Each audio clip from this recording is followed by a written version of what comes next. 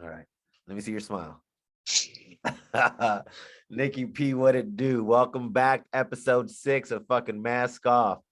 When we left off last time, we were talking about reaching different levels of success and the people we've experienced in our life in those different levels. Now, in looking at that and just kind of analyzing our friendship, I don't know if you remember, but it brought me back to a conversation we had at the boathouse one night. I think it was you, myself, Mike Langer sitting down at the table, and maybe the other person was Ben. And I was having a conversation with you, and I was talking to you about how, like, in different chapters of your life, you'll have people come in, and then before you know it, like those people that you thought were super close are gonna fucking be out of the way. And I was just like, I don't know if I'm gonna be one of them. I don't know if you're gonna be one of them, but people are gonna come and go. And before you know it, like you'll have some people that are around and some people that aren't. And as we were talking last time, we talked about how, like, sometimes your idols become your rivals, sometimes your idols become your helpers, and sometimes your idols just it's a false idol that you put on a pedestal that didn't belong to be there. And in these last conversations that we've had, there's been such an emphasis on the closeness of your circle. So I was just wondering if you can explain to me a little bit about, like, how your circle came to be, how tight knit it is, and why it is that you separate your circle from those who you used to put on pedestals that don't need to be there. Yeah, I feel like within, I mean, a circle, I guess, is like a family in a way, like those are people that mean something to you who support you, no matter like kind of what direction you head in. Like your core group of people or your circle, so to speak, is like, like in terms for people to understand, is like your family, I guess. These are people that, unconditionally care about you and that will support you. And it's just hard though, because your family has certain ideals and ideas of like who you are to be and who you want to be. But like I think there's a group outside of that that are more cohorts, friends, associates that you find in your life outside of your family. And this is more of like what I'm talking about now, is like not necessarily your blood, but like these are people that you've met along your life who are supportive of you, who appreciate who you are and appreciate what you do. They have their own journey that they're on, but you guys have found a common ground in supporting one another, but also are willing to like back each other. And whether it's competitive or it's supportive, like I think that's all healthy and good. But these are people who want to like be in your corner and want to like understand you as a person, but also like aren't bound to you being a certain way like your family might be. All right. So if I'll go personal, I can look back at like different chapters of my life and look at people who are still there in my life that I can call in a moment's notice if shit goes wrong. Like when shit hits the fan. I've hit rock bottom.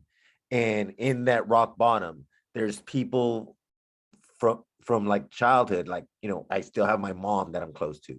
There's people from City College, there's people from San Francisco State, there's people from the boathouse era, from like you and Brendan. Hmm. There's people from my PhD program now that I'm really close with, that I can call in a moment's notice and be like, hey, like, this is where I'm at. There's people from 10th Planet, like, fuck, Jeremiah, like, didn't charge me and allowed me to train for so long just because I was in such a bad spot, right? But there's also been people in my life where it's just like, it breaks my heart because I thought that they would always be there, and they're not. It's just Hmm. like at a moment's notice, they could call me and be like, hey, Manny, like, I broke up with my girlfriend. Hey, Manny, I broke up with my boyfriend. Hey, Manny, like, this is going on in my life. And like, boom, I ditch whatever it is that's going on, go listen to them, go talk to them, whatever, you know. But then it comes to like me, where I would expect a phone call or like, hey, how you doing? Like, it's not there. And it's just like that breaks my heart a little bit because I put those people on like we're super close level, and fuck, I guess we're not that close, right? So Hmm. how do how do you feel about, like, again, your circle? Like, who counts as your circle? How do you get into be in that circle? Because there's people that you think are there that fuck aren't there always. Hmm. Yeah, that's a hard one. Yeah, that's a hard one. I mean, I what the fuck? I'm back. That got fucked up for a second. Um, That's a hard one, you know, because you grow up with like your friends and like people who you, like you said, who you think are going to be like your ride or dies, but you know, people change and grow. And I feel like they're, you know, it takes a while to like learn, I think, not only about other people but learn about yourself and who you are and like kind of what you're looking for in other people. But how do you get those people? I think takes a lot of like patience with yourself and with other people, and also being flexible and like and understanding that you change and that other people change, and that, you know, none of it can be really, like, you can't really hold anyone as a as like a token, or hold anyone as like a, as like you know, almost like a product. You know, you have to understand like the relationship is like malleable. So it's been a lot of practice, and like, and then realizing like who wants to cover you and have your back kind of regardless at any point, you know. And those people are really important. I've got friends that I grew up with in high school too, I could call right now, and like, you know, if something happened, granted we might not talk every day, but like they'd still have my back, you know. And there's a certain level of loyalty there, and just understand that we've lived so much of our life together and just know who each other are. Granted, we've become different people, but like at our core, like we still, there's still love there. But then there's people who you've met more recently in your life, in the later part of your life, who, you know, may have had experiences that you have had or not, but you happen to kind of ride on this same wave and have kind of share some ideals as, um you know, see things in a similar way and care about each other. But it's definitely challenging to find those people, and it's challenging to like have your heart broken, like you said, where you think you have someone on your team, but like something may change between you and them, and then, you know, you feel like you don't have that person so much in your corner anymore. Um, a quote that everybody likes to use is that a circle got smaller, everybody can't go. And I know that in my life, I've compartmentalized a lot between like, I have my educational friends, I have my friends that I can call to go party, I have my friends that I can call when like it's time to handle business, and then I have my circle, right? And so as I've gone older in age, and I've kind of started to like trim down the fat, Hmm. because I don't really need all that shit in my life, right? Like I'm trying to like, I don't need drama. I don't want to be out drinking fucking every single night. Like that's just not the type of life that I'm trying to lead. So like my circle is getting smaller. Do you find that you've done that yourself, like knowingly, or you've done that, or has that happened at all? Or how has that happened in your life? Yeah, for sure. I feel like when I first moved out and was living on my own, like I was kind of eager to like build a friend circle and build that circle that you're talking about. And then that led me on like, you know, quite a while, maybe like 10 years of like kind of building this big base of people that were like in my life, and whether they're for like different reasons, so be it. But like it was more of like trying to bulk up this support, like at the end of the day, like support and maybe validation in some way, or whatever, you know, loneliness. But I think after that point you realize like why you have these people around you, and then you have to take a second and look around to be like, wait, my time is like a lot more valuable than I thought it was. And it, my time then needs to be put into people who value it and I value theirs. And it definitely, I had to like kind of like slow down a little bit and take a look around and think like where I'm investing my time, my energy, and my emotions, and like, and where and how that really benefits me. Not to be too selfish, but you kind of have to be selfish at some point. And something else that tripped me out, and this is something we were talking about last week, is that like as I came up in levels, I thought that the people that I'd meet at these higher levels would be different people, yet they were all like, they all had their personal issues, they all had their traumas, they all had their stuff that they were going through. And in looking at my circle, I was like trying to find people that were just like me. And when I look at my actual circle, these are people from all different cultures, from all different breeds, different ages. That is just like, it's not about who it is, what position they hold, or what it is that they do. Like, it's about their character. Like that's ultimately always been the case. I have a great friend of mine that's 72 years old who again is one of those people that I can call on a whim. You're 30 years old. I can call you on a whim, right? I got B. I have a number of different people that come from different cultural backgrounds, but it's just like they've somehow become my family, as you were saying. What do you think there is to that? That is just like sometimes our circle isn't what we would think it would be. Yeah, for sure. For sure. And I think that changes with the way that we change and mature and grow. And I think that's where a lot of that change comes with, because we might become more self-aware about what's like really valuable to us. And at the end of the day, like, you know, people aren't just like resources. Like they're going to fulfill us in different kinds of way, not just as an associate for money, not just as a someone who can fucking help me fix a flat tire. Like it's going to be something deeper, something that's meaningful. um so I think as like we grow and become more self-aware, like I think those relationships start to grow, or at least the relationships we want to build are a lot deeper, like you're saying. And it really leads, I think you're right, leads to character. And there's kind of like, I think there's also a little like intuitive nuance to it too. Like, just because on paper like two people might get along, I don't think that necessarily means like intuitively and naturally that they will. Does that make sense? Yeah.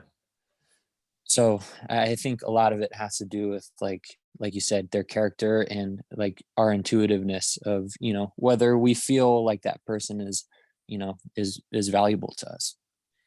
Then when it comes to a friendship or someone that's in your circle, what is it that you expect out of yourself as a friend, and what is it that you expect out of them? Damn, that's tough. And I feel like that's the biggest challenge with like friendships and relationships is expectation, right? Like, what do you expect to get back? What do you expect to give? And I feel like that's kind of like most of the time what really gets in the way. Like someone is either let down by an expectation, like they're not getting enough or they're putting too much in. So I've kind of like become more aware of what I'm putting in. I just now I'm trying to make sure that I'm putting enough in, you know.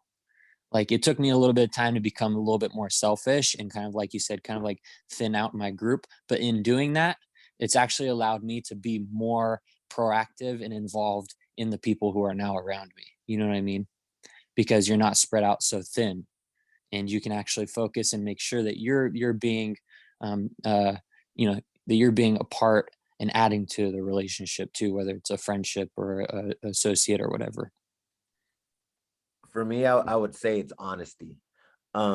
Because time, like people have their own lives. You can't expect like when you're kids and you have all the time in the world that someone's going to be there always, always, always, But what I do expect is honesty. And I've since had a falling out with this person that I'm talking about, but he was one of the most honest people with me always. And he's the one that told me, he's like, when shit hits the fan, like all these people you hang out with, like a lot of them are going to scatter like roaches.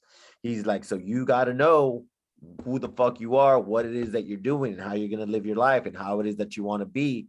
He's like, because if something happens, it's just going to be you by yourself, your mom, and whoever it is that you have left around you.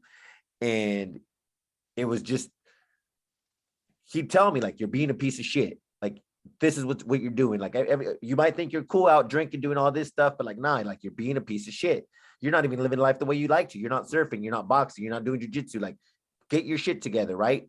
And so Mhm. even though it's something you don't want to hear, and at times it was something I didn't want to hear, like I was just living my life and having fun, and he's just like, all you're doing is fucking partying in restaurant industry. He's just like, you've lost your life, you've lost yourself, like get your shit together. And though we weren't spending a lot of time, like he would still take the moment to be honest with me, Mhm. and I respect that. And in friendships now, like I need that from another person, not necessarily to tell me I'm a piece of shit, but just be honest with me. When we do have our conversations, be real about who you are. I'll be real about myself. And like, let's try to be authentic together. Mhm. Yeah, definitely. And I definitely have like I definitely have a handful of people where I have that relationship with, you know. But I also have some other, like you said, I have some other friends where like we just don't have that kind of relationship, you know. Not that anyone's being dishonest, but there's definitely some people who want to provoke the best out of you and know what you're capable of deep down. And like those people are really important. Granted, sometimes y'all might butt heads. I don't think you're butting heads because you have like any serious differences in your core. I think you're butting heads because you guys each know that you can be doing better, because you know the ultimate the ability of the other person. And I can think of a couple people right now that I have that definitely keep me honest, and those people are important. I don't know if it happens for you, but for me though, there's also a part of me that just wants to go do hood rat shit and call these people that I know aren't necessarily good for my life, but fuck, it's just like I get lonely and I just want to go out and have someone that I can just clear my mind with and get hammered with and do that. The next day I'm gonna regret it. A week from that I'll probably regret it, but it's just like fuck. Like it's hard. hmm hmm Yeah, I mean, sometimes you just got to do that too. Like fuck, you know what I mean? If that's what it is, like, but again, like I feel like a lot of the times we're products of our environment. And, if you make an effort to change your environment, like it's making an effort to change you. So, in kind of like some urges like that, like, if you're hanging out with hood rat motherfuckers, like you're going to do hood rat shit, you know? But if you're hanging out with like your scholars and your peers at school, like you're going to be hitting the books, and it's kind of up to you, but really a lot of that, is decided upon your environment and the people you're surrounding yourself with. And that's why, like, AA groups and things like that are like fucking so important, because these are people who have like a common goal. It's not like ego driven. These are people with a common goal who are trying to like battle something, who are trying to live a certain way. So I feel like that's like a good example of like people who have come together and have a circle, but not necessarily in terms of like, hey, I like you, like, but like we're just here to serve a common goal for each other. So I think that kind of has something to do with it too. And it's like daily work. It's just like keeping those connections with your friends, keeping that connection with yourself. It's like it's daily work. And that's hmm kind of what I've been figuring out. Is just because like I want to be a good person, I want to be a better person, I want to continue to evolve, but it's like constantly looking in the mirror every day. And it's just like, yeah, you're gonna have your days that you fall off, but it's like constant work. Like you can't just be a good person, you have to habitually be a good person, and it's just it's hmm tough sometimes when you have that hood rat inside you that just wants to fucking yeah. Yeah. There's quite a bit of responsibility there, but I mean, but you want that in return though, you want people to treat you well. And, you know, sometimes you need other people to keep you honest, right? Like, and that's important too. I feel like in having people in your circle is people who keep you focused. And I think right now, like, like I said, my circle has changed, and I think it always will change. There will definitely be like some core people who are really valuable to me, but like the circle will change. Some people will come in, some people will go out, maybe not forever, but um at the end of the day, you know it's just important to have them to keep you honest and keep you like goal oriented in what you're doing. And so then in closing off, what would you say that your focus is at this period of your life? What is your why? As far as with people who I'm in my You as in a my person, you as a person, your circle that you have motivating you to be a better you. Mhm. What is your you? um motivation, and and kind of this community of like striving to do great, like there's like an energy of having people who, like I said, it's not necessarily like competitiveness, but it's like, hey, we're all striving to do great shit, like keep up. Yeah. So I feel like that's the vibe right now. And I think that's what's stopping me from doing hood rat shit, because like I'm sick. I've done it my whole fucking life. Like I hmm want to be great. I yeah. know I have a potential inside, and wasted potential is my biggest fear. And so I'm just trying to chip away day by day and do mhm. that. Yeah, and it's helpful too because like hood rat shit is like immediate gratification, but there's no like, you know, gratification later on. Whereas like really digging down and working hard for shit, like it doesn't pay out now, but it pays out later. And I feel like that's where like your circles and groups keep you motivated and focused in like what you're doing, because it's just a reminder that at the end of the day, like, you know, you're gonna reap what you sow, and if you've built it, like it'll be there for you. My probation counselor told me that shit when I was like 16. She was like, Manny, you're all about instant gratification. She's like, I want you to learn a word. It's called deferred gratification. And I didn't know what the Yeah, fuck it meant, but I know what it means now. it's some shit, and it's like it's honestly the best feeling. Hell yeah. So sending us off, do you have a song in mind? I got a song in mind, but I want to hear yours. Mine's from Kendrick, on the album Good Kid, Mad City. The song's called Real. I like that one. All right. Mine's Tupac. Are you still down? Damn, the down is the higher the socks, the downer the fool. You know it. Good talk to you, brother. Much love. Yeah, late. Peace.